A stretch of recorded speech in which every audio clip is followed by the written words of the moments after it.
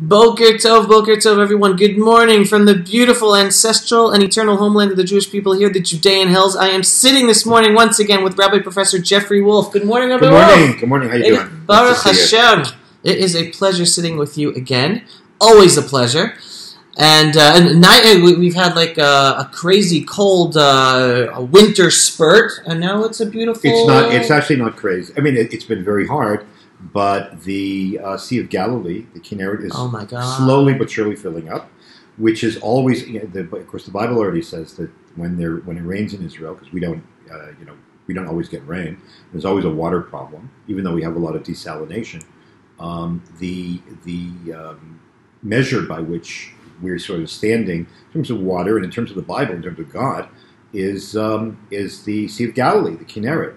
And I checked the stats about 10 years ago. The Kinneret was so low that it was like 2 meters below the lowest red line. Right, below the danger line. It got to the point to the black line. The black line is you cannot, that you no longer, it's so low you can no longer pump water out of there. That was around 10 years ago. And now we are 1.41 meters from the top, at which point there's a dam right on the edge of the Kinneret at Kibbutz Degania, which pushes all the water into the national water system, and is one of the reasons why the Jordan is sort of not what it used to be, right. And one of the reasons why the Dead Sea is actually drying out, because the water from the Kinneret, from the Sea of Galilee that used to go into the Dead Sea, actually is no longer feeds it. Right. The water will be so high that and it's been going up 2.5 centimeters every day from the run-up from the last rains, and we haven't seen the snows from the Golan coming in. If that happens, they'll have to open up the dam, because otherwise Tiberias will be flooded, and then we'll be able to go watch the Jordan fill and go rafting. I promised my kids, though I've never gone rafting, and I'm not really much of a outdoorsman type. Yeah. I failed Boy Scouts. I didn't fail. I only got the first class scout. That we'll go rafting, because it's like this happens only once every 30 years. The last time they opened up the dam was in 1992. The interesting thing about Israel and water, and specifically the Kinneret, the Sea of Galilee, is there's a saying that the national mood, right, a happiness meter of our society is dependent upon how high or low the Kinneret is. Right. And I just saw a picture that's been going around of the same angle of the Kinneret next to Tveria, a picture taken last year and this year, and the difference is amazing. It's unbelievable. Look, when the Kinneret was low, I mean, it got to the point where some things nobody knew existed came to the fore. For example, as the famous Jesus boat. There's a fisherman boat from the time of the Second Temple, which is like the boat that Jesus not so much Jesus, but also the first apostles used to go fishing on the Galilee. That's number one. Number two, they found 3 years ago. They found the wreckage of a fighter plane. It was an Israeli fighter plane that had been downed by the Syrians. Wow. The Syrians were on the other side of the Kinneret at that point. He had gone missing. Nobody knew, but they found the Kinneret gotten so low that they found it. But the really cool thing was about 15 years ago, Kinneret was still very, very, very low. There's an island in the middle of the Kinneret. In the southern part of the Kinneret, there's an island which is underwater. It has trees, the whole deal. And you don't see it unless the Kinneret goes really, really, really low. Really? And there was a period of time you could go out to the island, and people went. Wow. They swam out there. Wow. But now that's no longer an issue. Now we're just watching it fill and fill. Yeah, definitely come out. And even though we don't take most of our water from the Kinneret anymore because of desalination, water, here's the thing. I mean, I don't have to tell you, when the first rain comes, it's like little kids, like they just go wild. There's a special smell in the air, and little kids go running up and down the first rain. People are very, very happy. Yeah, no, 100%. That's or as my friend Musa says, and he just broke his leg, so I'm wishing him I wish him a speedy recovery. My friend Musa says, Allah is no longer angry. Right, that's right. When we have rain, that's what it says. All right, so since we're on the spiritual realm of the connection between water and the Holy Land and our lives as Jews in the Holy Land, our connection to God, I want to ask you a question, I guess. The perspective of Judaism on spirituality in connection to the fact that here, anyone who's been studying Daf Yomi, right, the daily page of learning from the Talmud, from the Gemara, the past week, they've experienced a couple of days of dealing with going to the bathroom. Right. Right? The stories and laws and arguments about going to the bathroom and prayers and smells. And someone who likes to think that religion is about spirituality, connecting to God, right? In a spiritual sense, they can be studying these pages of Talmud and thinking, what in the world is there so much to talk about and why about going to the bathroom in all these different contexts and stories of rabbis? Like, right. No, this isn't spirituality. Doesn't make sense to the modern conscious of what spirituality or the spirituality of religion is. So can you give us context and how this fits into Judaism's perspective of what really is spirituality and why we're dealing with these issues of feces and bathroom stuff? Okay. Well, it's a lot. The word spirituality is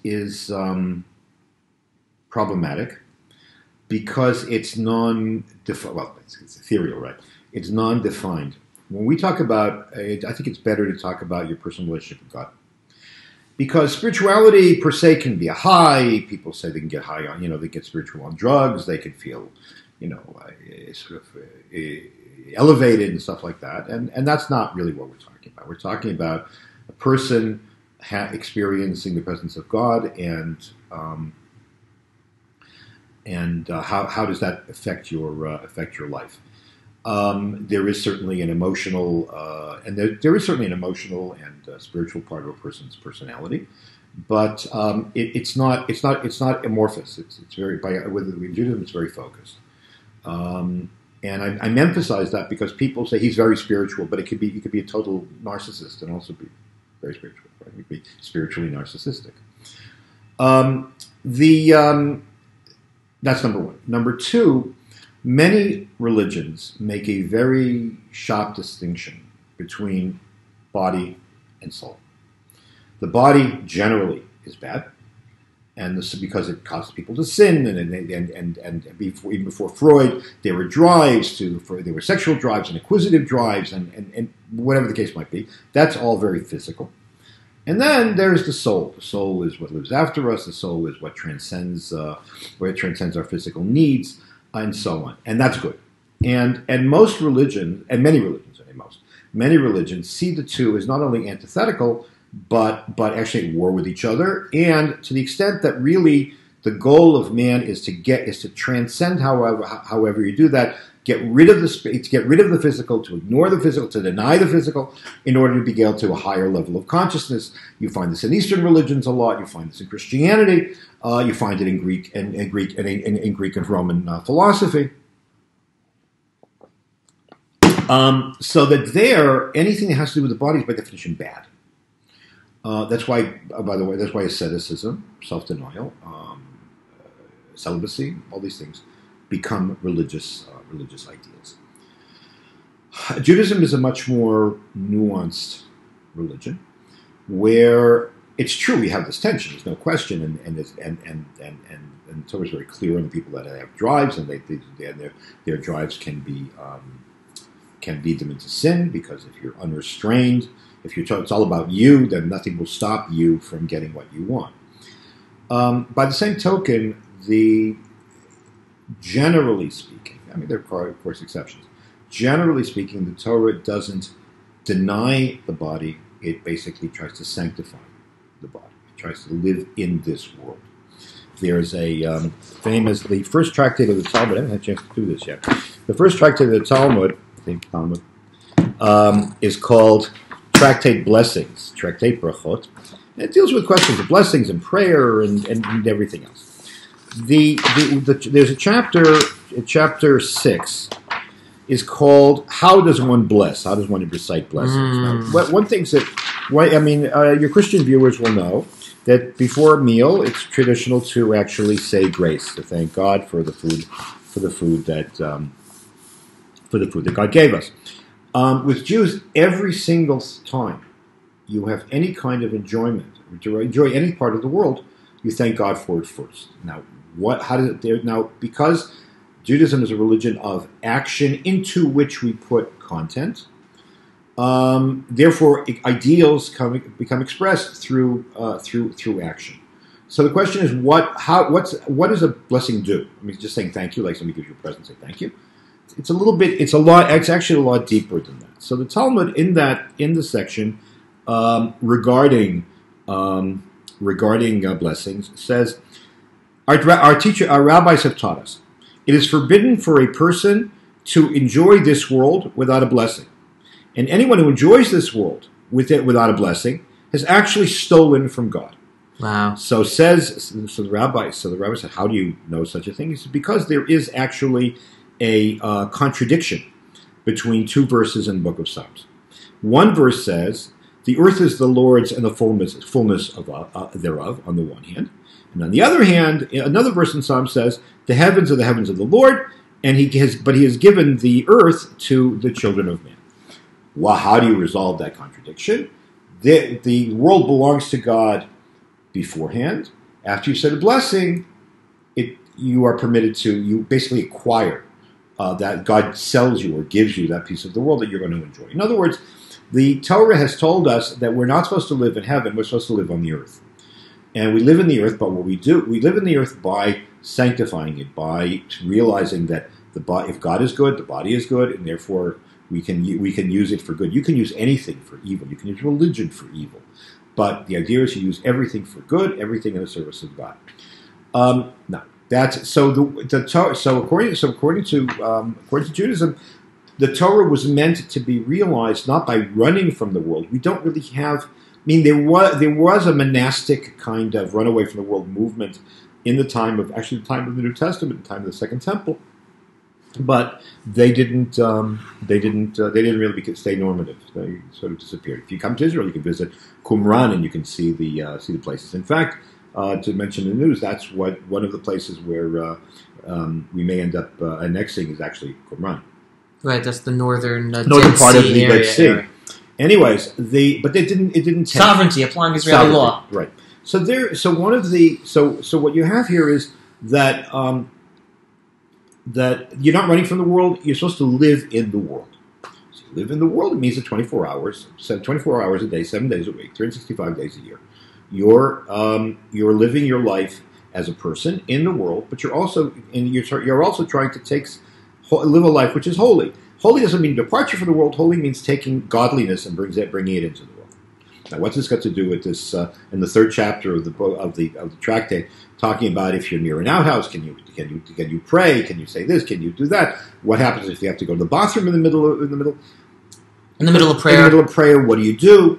The answer is that Judaism is in the world. When it comes to preparing yourself for prayer, one of the things you need to do is to be able to go to the bathroom, and you have to see will I need to in the middle of prayer or not, because you want to be able to stand free and calm and composed before God, because we all know that if nature is calling, nobody can focus. Nobody can focus at all. All you want to do is you want to go to the bathroom. So that's a normal thing. So we tee-hee and we giggle, but that's not a mature way of being. If you were going to go see the king, if you're going to be invited to the White House, if you're going to be invited to the Congress, and you're going to have to sit through a long thing, and you just finished having 4 cups of coffee in a cafe, you would make a point of making sure that you'd be able to sit through the proceedings. So so it's a little bit awkward for us, but it's awkward for us because we live in this. First of all, we live in a Western society which again makes fun of or is uncomfortable with the physical parts of our life. That's number one. Number two, let's be honest. There was a wonderful book, actually a very controversial book, that was published in the early 70s. It's one of the few books from then I still have. It was by a sociologist named Philip Slater, and the name of the book was The Pursuit of Loneliness. He has a chapter there called The Toilet Assumption. What's that? The toilet assumption. He says in our society, anything which we don't think is aesthetic, we flush away. We flush away the sick. We flush away the old. We flush away our waste. I mean, so that's healthy, right? But not flushing away people. We put old people in old age homes. We don't want to see them. We flush away the sick. We put them in hospitals and don't take care of them at home. Oh, there of course there's a pushback now, but that's the general trend. We anesthetize death. There was a book that was published around the same time called The American Way of Death, in which the whole what are they called? Funeral home industry was discussed, and the whole point of that was that we shouldn't see a casket, we shouldn't see a burial, we shouldn't see. It's all very anesthetized, so you don't have to really see anything.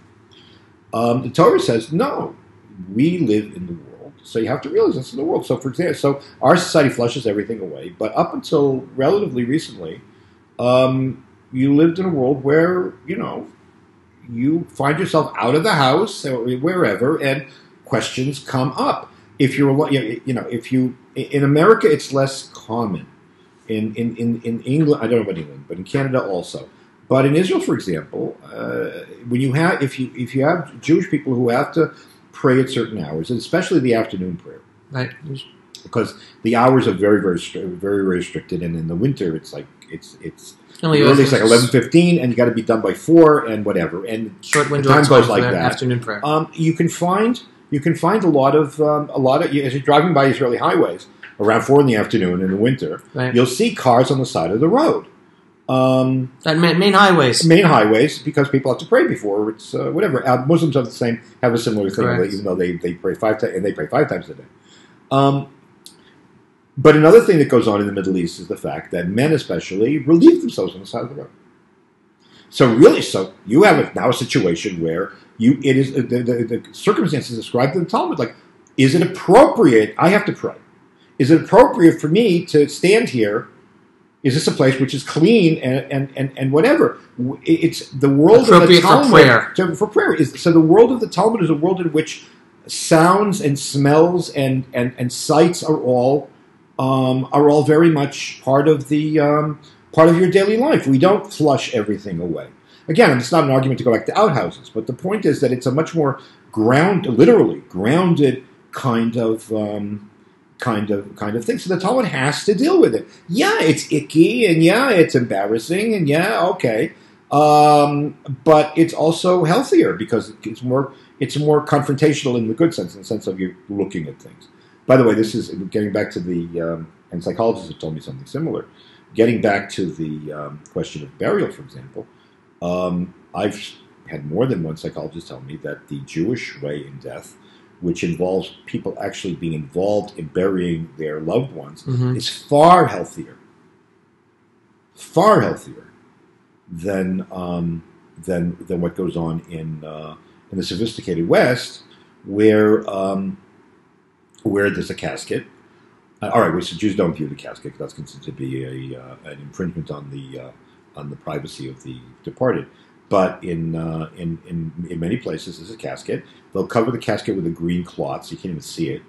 And after everybody leaves, then the grave diggers go and they do their digging. They do their filling in. Whereas here, everybody participates, and you have to face the fact that this has happened. Right, literally participates to the extent that we all go to the place where the body is lowered into the ground. We constantly anesthetize ourselves from discomfort and from emotional pain and from travail, and it's it's a funny thing, we don't make you feel bad or whatever, but you grow from pain. Right. Jonathan Haidt, the psychologist, makes a point of the fact that bones get stronger by low impact or even high impact exercise. If you don't use the bones, then the bones will weaken. So same thing over here. No pain, no gain. No pain, no gain. And if a person, I don't remember the name of the syndrome, but there is a disease where people don't feel pain, and it's a deadly, literally, it's a life-threatening disease. So the same thing over here. Emotional pain is sad, but you deal, and so you deal with everything. So that's why. The vision. So the truth of the matter is not that. It's not at all surprising that it's not at all surprising that the Talmud would devote time to what happens if you if you have to deal with human waste, and it's, whether it's appropriate or not appropriate in terms of prayer. And the truth of the matter is that some people say, well, it only reflects a world in which there's no indoor plumbing. As I said, it's not necessarily so. Also, even in the synagogue where there is indoor plumbing, you bring your baby to services. The baby does what the baby does. What do you do with a diaper? All of these things are part of living your life in a godly fashion, because there's no part of the Torah, there's no part of life which the Torah doesn't relate to and give you guidance on. Right. That's the point. You're never left alone. It's an all-inclusive, total, enveloping guidebook of how to live a godly life. Right. And so I wasn't going to go here, but you touched upon this, so I'm allowing myself to. Oh, just a quick clarification, those to understand. Again, in the burial process, so when we go to the burial place, we actually take part in picking up the dirt and throwing it down into the hole to help cover the body, the casket, whatever. So we actually a physical part of the process of the burial of death. Right. So you mentioned a fascinating thing, which is that again, just saying no pain, no gain, whether physical or spiritual, right?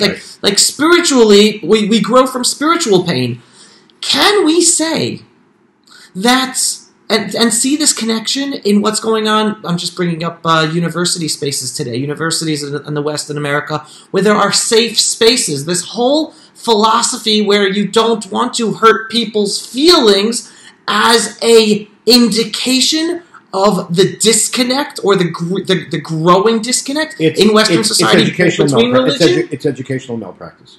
But I'm referring now in terms of the religious aspect as well, showing that it's not allowing the spiritual pain, any pain or spiritual pain. The point of a university was to maintain the free flow of ideas, which means that there are going to be ideas that you're not going to like, and they're going to hurt you, and you're going to have to deal with it.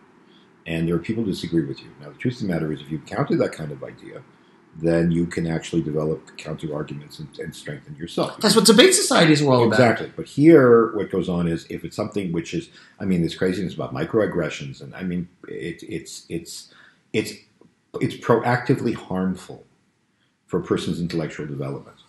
One of the I forget already who I read said this, that I think it's Haidt in one of his lectures, says that one of the things that the universities fail thoroughly at and miserably is preparing people for the workplace, because nobody gets discounts in the outside world. You got to go in there and you got to fight, and nobody's going to do you any favors by sheltering you all the time from pain and whatever. You lose your competitive edge in the broader world. And the broader world is not going to listen to this, so that's a real issue. The truth of the matter is that the Talmud itself is full of controversy. People express themselves rather sharply, not infrequently. Right, in terms of controversy, again, just clarifying, arguing all the time. It's all about arguing. There are very sharp things said vis-a-vis people who don't agree with traditional Jewish concepts, but also an attempt to engage them in order to say, well, what are they saying, and how can I fight back? And that's something which is totally missing in general cultural discourse today, and political correctness, which is a disease. And again, I just wanted to specifically return to this specific point. Is therefore a direct correlation between the weakening of the importance or any importance whatsoever of religion in Western society and the growth of this safe space philosophy where you can't challenge students anymore. That I'm not sure. And again, I haven't been living in an American campus for a very long time. Because Israel's got a very different dynamic, although there are points of contact.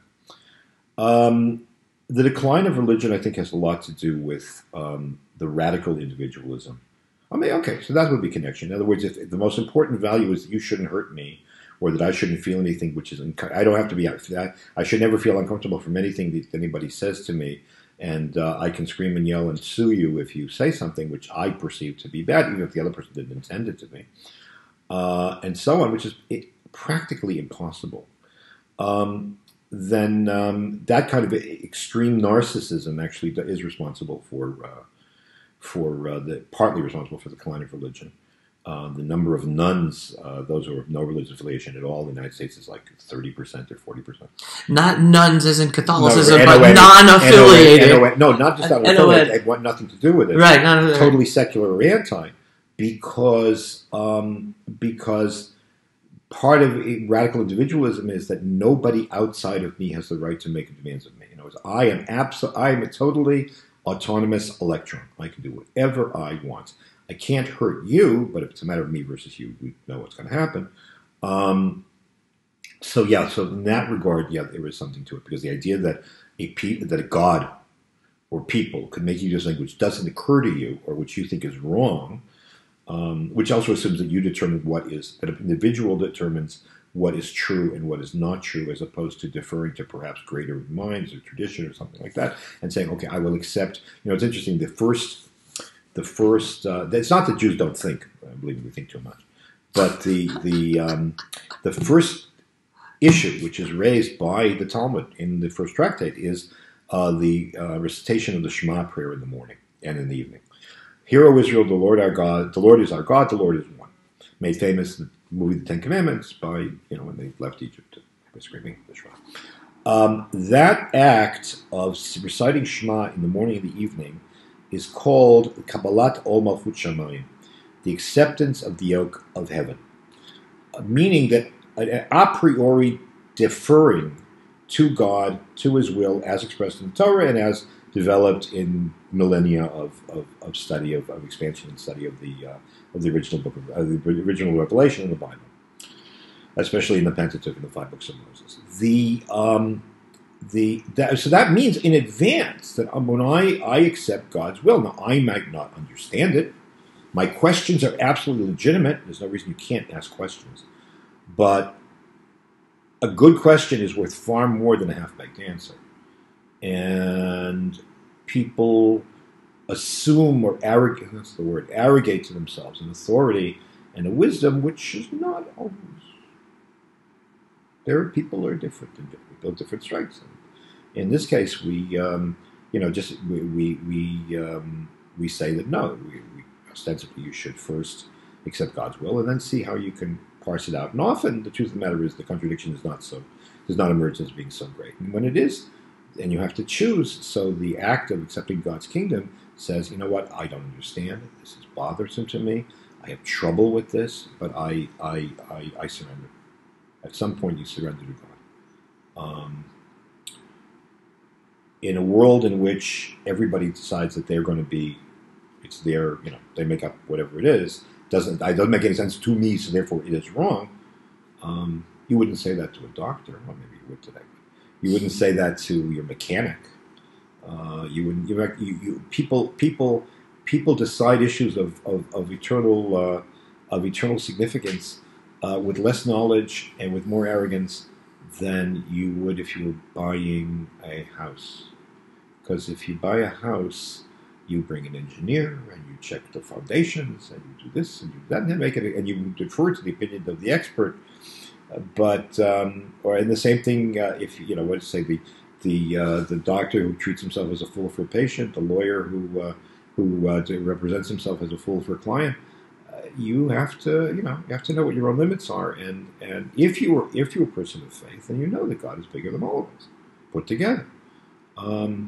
So the truth, the fact that the radical individualism of the West, where individuals decide what's right and what's wrong based on what makes sense to me right this minute, and that can change tomorrow, is in fact in direct contradiction to an overall religion, to a Jewish perception, with all of the space that Judaism and the Torah set aside for personal creativity and individual initiative and so on.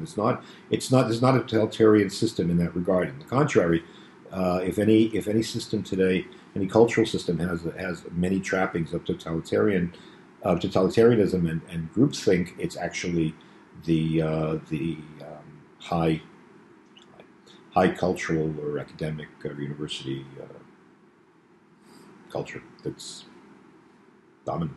So if I could just push that a little bit, you've sort of touched upon it, but just focusing again, it sounds like, in a sense, you're saying a solution to this radical individualism is a life of religion, or specifically us, Judaism. It helps us compartmentalize our lives so that we can allow ourselves to be individuals, but not be taken too far, right, and still be be better people, part of the collective. And so people will come and say, "Well, look at the Middle Ages; it was terrible, and some of the eras of faith."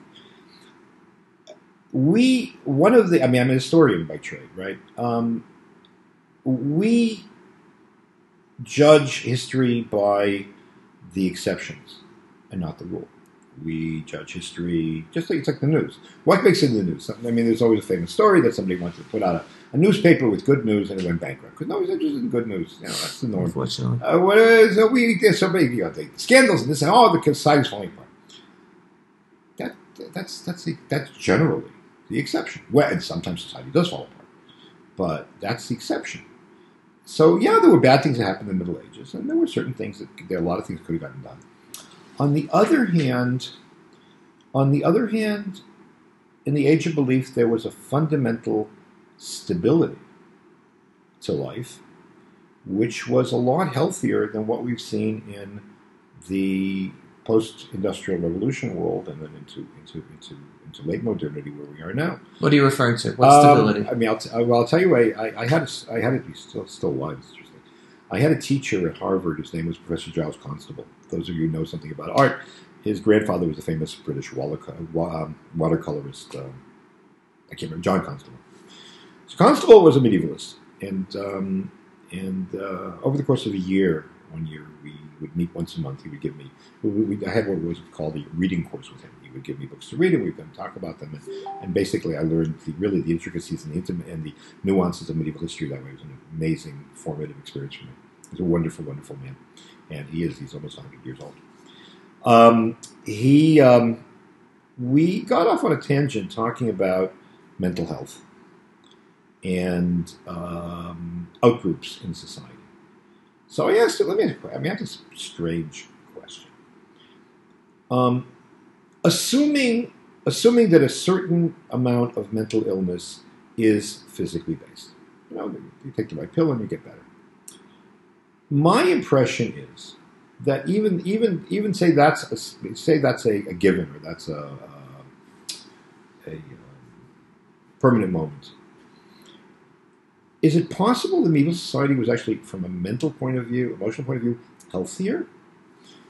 So he said, yeah, because psychosis is something which is somatically based, but neurosis, the inability to function in society, is not necessarily a function of brain chemistry, but it's a question of the feeling of exposure and the feeling of insecurity and the feeling of and feelings of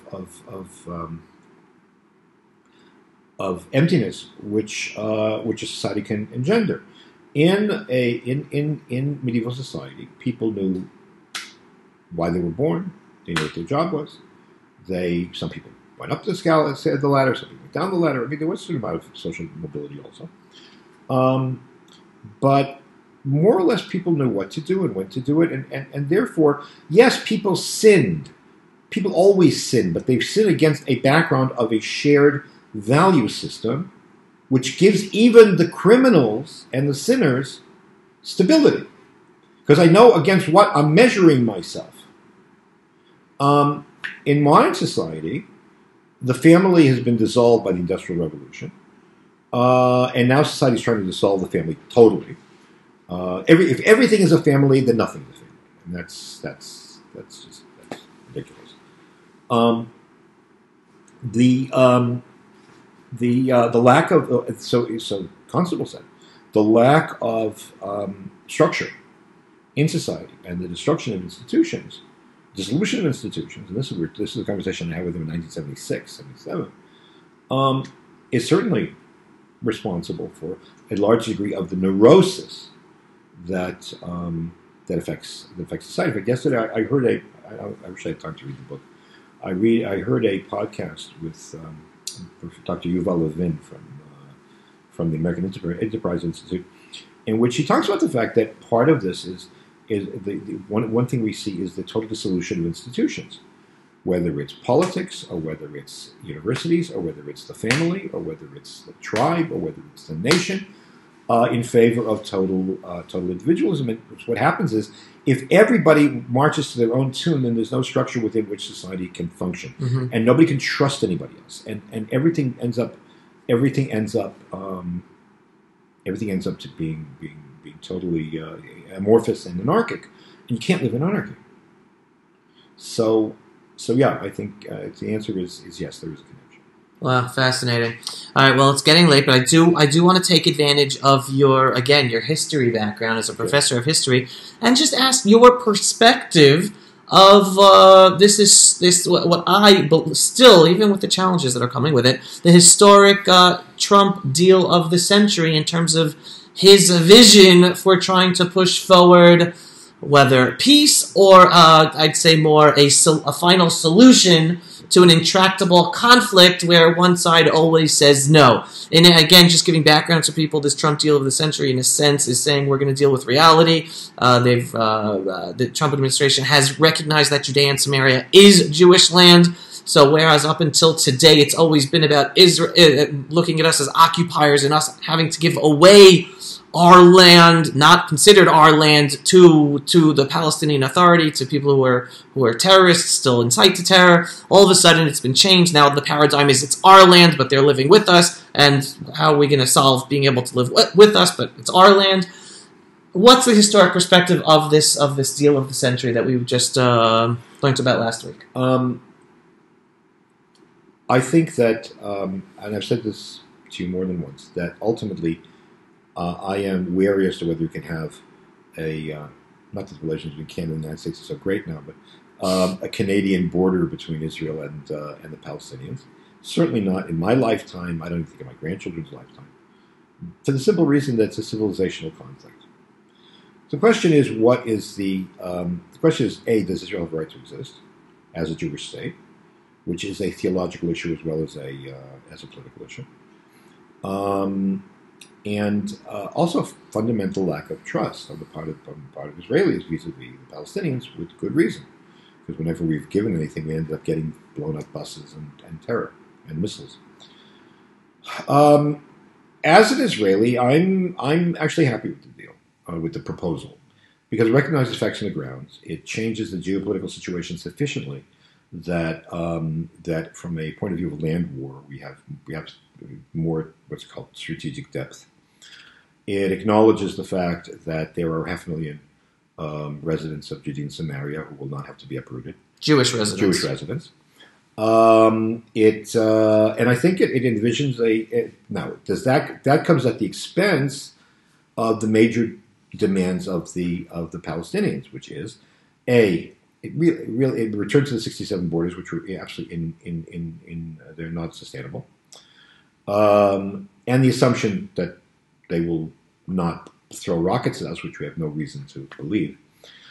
Number one. Number two, the rights of Jews in Jerusalem, which were clearly going to be denied us if we ever gave the old city to the Arabs, for the simple reason that there were theological Muslim reasons for not letting Jews be there. Even the Western Wall, according to leading and very vocal Muslim thinkers, is a Muslim place, and therefore, what's a Muslim place, it can't belong to Jews, or Jews can't pray there. And they can even argue for the status quo there because the Ottomans the Mamluks and the Ottomans enforced those rules. So from our point of view, I think it's fine. Yes, it will be painful to give up claims or sovereignty of any part of the land of Israel. Absolutely true. But nobody's talking about, and it would be terrible to pick up 1.5 million Palestinians and throw them out of their houses, just as we would want them to do it to us. So the question is, what is the best mutual arrangement that could be made for coexistence? Now, the problem is that what the Palestinians expect for that coexistence cannot in any way, shape, or form be met. So, I mean, Olmert in 2007, 2008, gave Palestinians 102% of the West Bank and Gaza. Right, kind of, and because there's extra land, land swaps. That's right? why it was 102%. And they refused it because we refused to say that every descendant of every single person who left the land, who left Israel in 1948, can come back to live in Israel, which would basically have meant it's an Arab state. The destruction of Israel, right? So it's not doable. So I think from our point of view, this is a very good step in the right direction. I think that we should pocket the concession and keep going. I think that I would hope that there'll be a Palestinian leadership which will say, okay, this is all we can do, this is the best we can get, and accept the economic incentives to build a viable Palestinian homeland. But on the other hand, I think I don't think it's going to lead to peace for a very simple reason. As I said, there is no way to be able. A Muslim state has to have an army, and it has to be and can't give up any claims on territory that claims to be its own. So that it's a step in the right direction for us. Is it a step towards peace? No. But anything less, giving anything more to the Palestinians would, in fact, endanger physically endanger the lives of Israelis. So I have to choose. So yeah, they can say that you're doing the right thing by endangering yourself, but I'm not interested in that. Nobody has the right to tell one country, put yourself and put your life and your children's lives and your neighbors and everybody in danger, so the other person can feel happy. I'm sorry, that doesn't work. So I want to come from one final question dealing with this issue, taking advantage of you as being in academia. Okay. All right. I want to ask you a question about the left. Okay. Again, there's plenty of left in academia. Specifically dealing with the Israeli political left, because in response to this deal of President Trump, you have a fascinating situation. You have a situation where many people, including you and me, potentially still figuring out this whole deal, but seeing the positives in it for the first time in a historical perspective, who've been against past peace plans because they were so detrimental and dangerous to Israel, finally supporting one, in a sense, to one extent. And on the other hand, you see basically the left that are vociferously voicing, again, I'm talking about Jewish left, Israeli left, against this plan that is honestly the most realistic because it deals with facts, it deals with the actual realistic situation, with reality between the two groups, and past history of years of them always saying no. In any case, you see the left against it. There's a bigger irony. The map that Trump pretty much published is very similar to the original map that Yitzhak Rabin suggested when the Oslo Accord started. And people don't remember, Yitzhak Rabin was not talking about a Palestinian state either. He was against the Palestinian state. But let me clarify that. It is, and the left is waving to see the right finally agreed to Oslo. First of all, Oslo, they brought the Palestinian Authority here. It's a fact. They're here. So there's nothing we can do about that. So we have to deal with what there is. Oslo was a game changer. What Rabin intended to do was to impose a variation of a plan. I was to know this directly because a very close friend of his, I had a discussion with him in 1995 already. His name was Gad Yacobi. He was the Minister of Transportation for a while, and then he was the Israeli ambassador to the UN. he told me straight that Rabin intended to implement what was called the Alon Plan. The Alon Plan was formulated by Rabin's commander in the pre-state militia called the Palmach. Yigal Alon was his commander and was his mentor and so on. And Alon, in 1969, I think it was, came up with a plan to try to figure out what we should, for Israel's purposes, what should go back to Jordan and what we should keep. And in broad strokes, I mean, things have changed on the ground, but in broad strokes, the idea of what Trump came up with is very similar. That was number one. If the truth of the matter is, if that's what they had in mind, I think I wouldn't have opposed Oslo as strongly as I did at the time. However, something like it was carried on non-democratically, but it's another story. However, that was really not the deal that was pushed. The deal that was pushed by Shimon Peres and by his people Uri Savir and Yossi Beilin was not a compromise, it was a liquidation sale. It was a liquidation sale of every single thing that had been taken, that had been conquered in liberated in 1967, including, I mean, at one point, Beilin wanted, this was reported in the papers, Beilin wanted to return, when the state was founded, there's on the road to Tel Aviv in Yerushalayim, there's a fort called Latrum, which was a major British fortress on the road to Jerusalem, and which the IDF, or the Haganah at the time, failed to take. So so as a result, there was this little bump in the map which surrounded Latrum. Israel went around it, basically. Meaning we weren't able to drive directly from Tel Aviv to Jerusalem safely. He called it the Latrum salient. And Beilin wanted to give that back too. I mean, there was a liquidation sale going on, and they were the ones, Peres and Beilin and the rest of these guys, who basically scrapped Rabin's original idea in favor of pulling all of the settlers, all of the residents of Yudav Shimon out of Judea and Samaria, and going back to the 67 borders, and getting rid of Jerusalem, because part of Oslo, as it was developed by Peres and his people, was not just a peace plan; it was a cultural plan to de-Judaize the country, because the most important thing to do would be to detach any connection with what Avi likes to call the ancestral homeland of the Jewish people. That was part of their agenda, and that's still a part of the agenda of the Israeli left. We don't want a Jewish state. We want a state of all citizens. We want to be in Europe. Not that Europe's a bit of a basket case, but all right.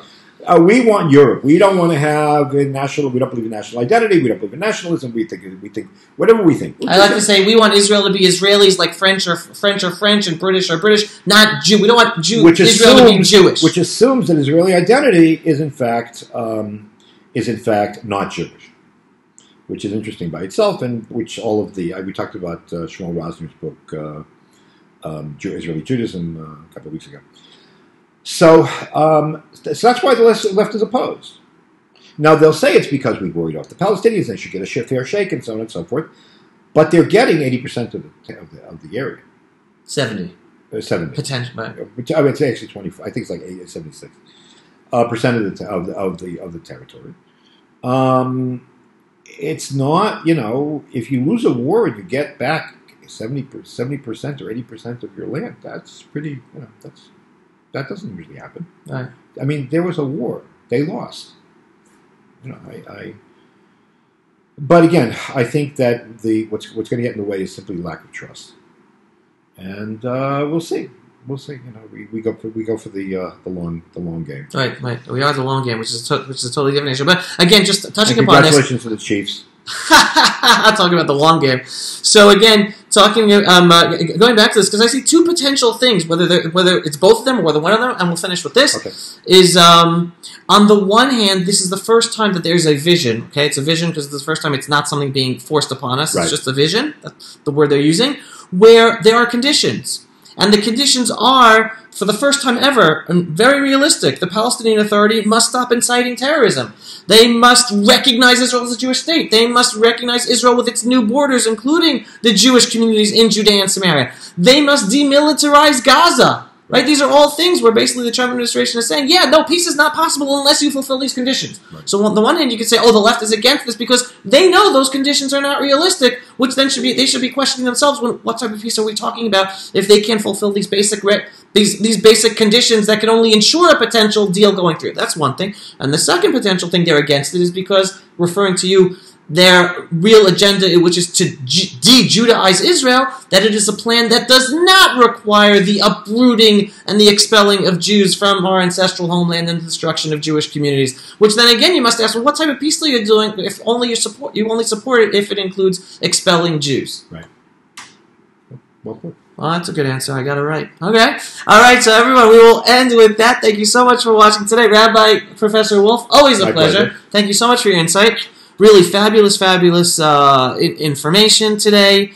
So everyone, I hope you're a little bit more inspired to start your day or the middle of the night or wherever you are around the world. So signing off from our eternal and ancestral homeland here in the Judean hills of the Jewish people. Thanks for watching, everyone. Shalom.